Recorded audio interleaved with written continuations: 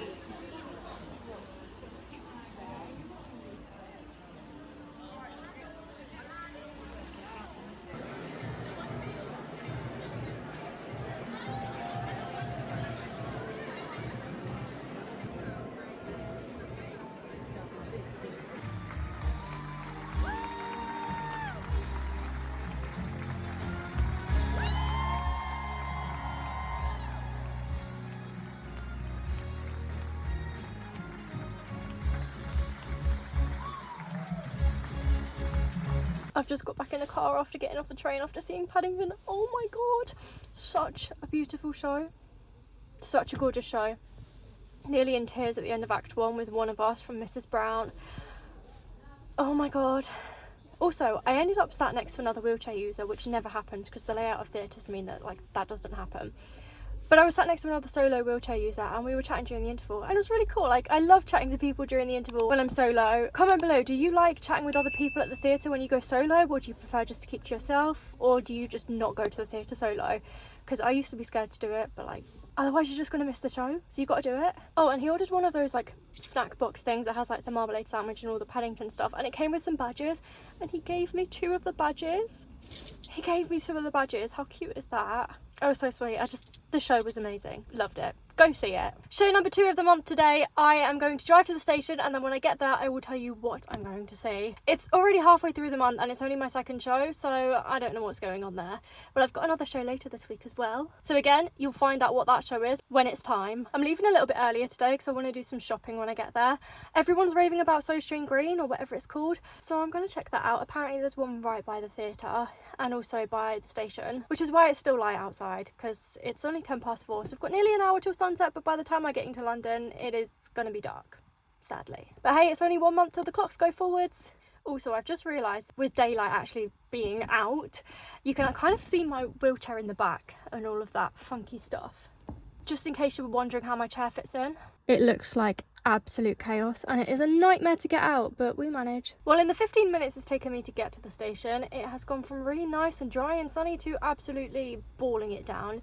I did see 2 rainbows though. I saw a rainbow and then like on the outer bit there was like an inverted rainbow, which I've never actually seen before, but I'm sure it's really common. I am so glad the station car park is covered because it's going to take me like 5-10 minutes to get my wheelchair out the back, and I've done that in the pouring rain before and it is not pretty. Anyways, I told you that once I got to the station I would tell you what show I'm going to see tonight. So tonight I'm going to see Lucie Jones in concert at the London Palladium. I've never actually seen a show with Lucie Jones in before, or I've never actually seen Lucie Jones on a stage before, but I've seen loads of clips of her over the years. She's obviously one of the best West End performers of like our generation. I was so jealous of everybody that got to see her at Glastonbury last year. That was so cool. I've started like analysing musical theatre performers that are repeatedly booking work and don't seem to have much break in between contracts to see why they're repeatedly booking the work. Obviously Lucie Jones is one of them. Part of the reason is she's been doing it for a long time, so she is absolutely fantastic, but that's not the only reason, because you've got people that have been doing it for a long time that aren't booking work without breaks. This industry is hard, people. The main thing I've noticed is the fact that it's not about having an incredible singing voice. It's about having a fantastic singing voice and being a fantastic actor and being able to merge the two together. That's the real pattern for performers that consistently book work. Like if you look at Carrie Hope Fletcher, again, similar thing there. And another one that I think is a really good example, Keelan Macaulay. He is fantastic. He's also relatively new to the West End UK theatre industry. He came over from Canada in 2024 just for Heathers, I think, and then he ended up getting extended, and now he's on his third West End contract. He's pretty much gone from contract to contract to contract, so he's a really good example as well. Tonight's going to be lovely. I'm going to get to watch a wonderful singer on stage, and it's also going to be, you know, a little bit of a masterclass. I always see theatre and concerts as like, you know, mini masterclasses in a fun way. I don't like go and like sit there analysing everything, because that would be boring and that would take the joy out of it, and I'm not doing that. I'm going to the theatre because I enjoy it. But I do sort of take advantage of the fact that you've got these performers on stage. You can see the choices they're making, you can see why they're making those choices. I think it's a really interesting thing to do as an actor. But again, some actors don't do that because then they find it takes the joy out. For me, I like it, but you know, everybody's different. Fingers crossed, by the time I get off the train in Tottenham Court Road, the rain will have stopped, because I don't want to go shopping in the rain.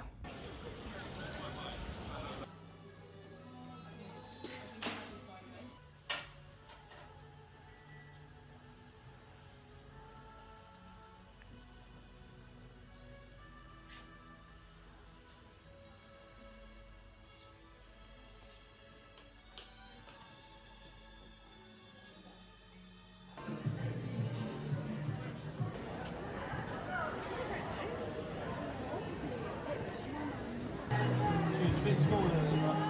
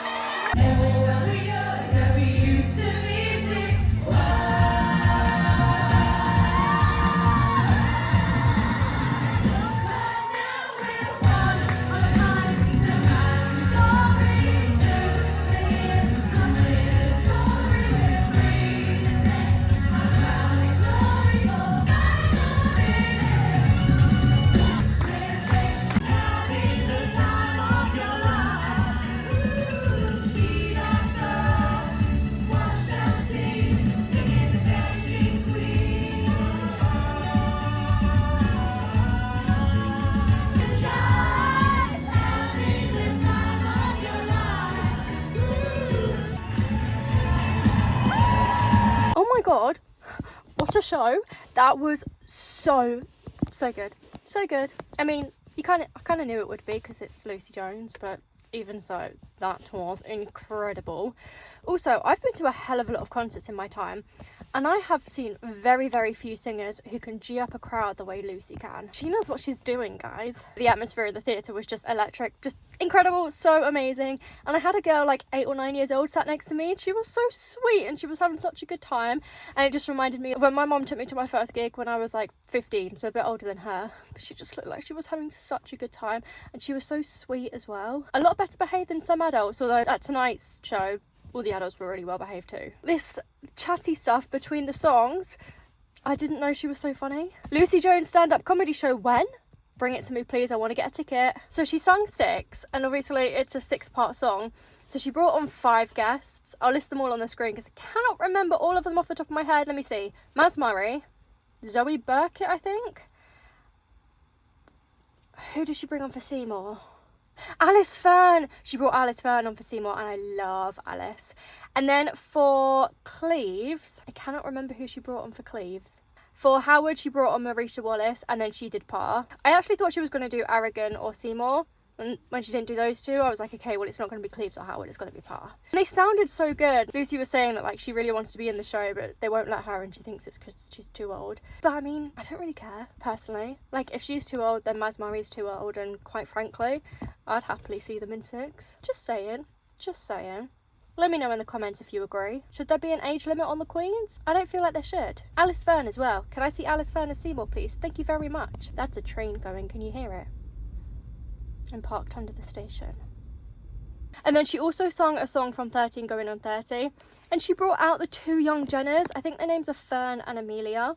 And she brought them out on stage. And it was the most gorgeous thing. Like, she hyped them up so much. The 2 of them are incredible. I was going to say they're going to be on the West End soon. They were on the West End tonight. They've already made it. But they're going to be on the West End stage again soon, I'm sure. I'm so sad I didn't get to see 13 Going on 30, but I really hope it comes to London or does a tour or something, because it looks amazing. Kudos to the venue, because I went to queue for the disabled toilet in the interval, and there was quite a few people in the queue.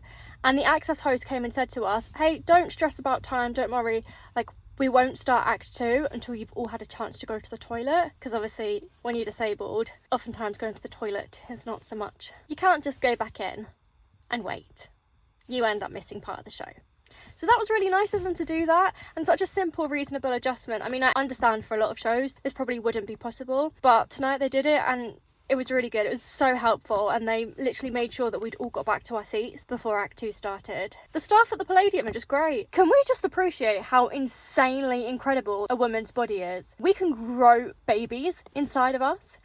Not only that, Lucie Jones is on stage, 4 or 5 months pregnant, doing a whole body workout, because let me tell you, singing, especially the way she sings, it's not just about the vocal folds, it's not just about the airways, the airways, it is the whole body. Like, it's a whole workout, and bless her, she kept stopping to chat in between because she said she was getting out of breath, which, you know, just more time for her to chat to us and be funny. We all enjoyed it. But I'm sorry, there's no way that you could tell me that women's bodies are not just the most incredible thing. And then after tonight, she's continuing Les Mis. That's not an easy show, folks. I managed to do the clumsiest thing. I don't know, well, I kind of do know how, and to be honest, I'm surprised I've not done it before. So I decided I was going to sit in a seat rather than my wheelchair so that I could sit closer to the stage. So I was in row F and I transferred from my wheelchair to the seat, and then the ushers took my chair away and brought it back afterwards. And when they brought it back, I stood up to get in my wheelchair, and then for some reason I went to sit back down on the theatre seat. But obviously at the Palladium, the seats are flip up. And what happens if you go to sit down without flipping it back down? You land on your butt. So what did I do? I landed on my bum, got up way too quickly. I'm surprised I didn't fall over again, to be honest. The usher's looking at me like, are you okay? And I'm like, yep, I'm fine, just a bit tired, you know, like, probably time for sleep, you know, trying to make some, like, really dodgy, weird joke. I don't know what was going on. Like, I was trying to play it off. I was embarrassed. I was trying to play it off. I don't think I did very well. I thought I got away with it as well. Like, I got back in my wheelchair, all was good, and then an hour later on the tube, my hip starts playing up. To put it simply, I really blooming enjoyed tonight, and I'm so glad I went. It's the first time I've actually seen Lucie Jones on stage. I've never actually seen her in a show, but I've seen clips of her, and she's incredible, obviously. I don't know if I already mentioned that earlier in the vlog. This is my 7th show of the year. My favourite show of the year was Paddington. I think Lucie Jones's concert might just take the top, but Paddington was incredible as well. If you can see Paddington, I would recommend it. Next show of the month is Harold Fry, or The Unlikely Pilgrimage of Harold Fry, in a few days' time. So we'll see how that goes. I've heard really mixed things. Some people have said that they really, really loved it and it was the most gorgeous thing ever. Other people have said, like, nah, it was alright. Not really here for it, which is interesting because usually if you've got like 2 really different opinions, it's love and hate. So I find it really interesting that like there's 2 really different opinions, but it's love and meh. So we'll see. Obviously I'll include it in the vlog. I'll take you along with me like I have tonight and with Paddington. But for now I'm driving home and going to bed. It's nearly midnight. Here's my little haul. Nothing really exciting, but I did get some cute clips from Tiger. Whoops, I've just chucked them on the floor. And a little embroidery kit as well. I had one and then I lost it, and I kind of want to try and learn to do it. And then more hairspray, because, you know, your girl needs hairspray. I did get some tea from Sostrine Green, or Sostrine Green. I don't know how you say it. Somebody tell me in the comments. But I had a look around the rest of the shop and I don't understand the hype. If I'm being really honest, I kind of felt like I was in somebody's overly cluttered home. Maybe it was just the one I went to. I went to the one by Tottenham Court Road station. So if there's a better one, let me know. But I did get tea, so that's a win. I got, I think it was decaf chai tea. But I can't show you that because that's in my kitchen and I'm in my bedroom about to go to sleep. I need some sleep. See you in a couple days. Or a couple seconds. Show number 3 of the month tonight, and tonight it is The Unlikely Pilgrimage of Harold Fry, featuring music written by Passenger. I'm really intrigued by this. I've seen some really great reviews, but I've also seen some really meh reviews. So I'm intrigued to see what I'm going to think of it. My guess is that The Unlikely Pilgrimage of Harold Fry is going to become the next like Benjamin Button or Come From Away in terms of its fan base. Because from what I've seen, it's a really feel-good, folky musical. Obviously we've got music by Passenger, who's very much an indie artist. I think I'm right at the back of the stalls because that's where the wheelchair space is. But the view seems pretty good from what I've seen, so fingers crossed. And I'll let you know what I think of it afterwards.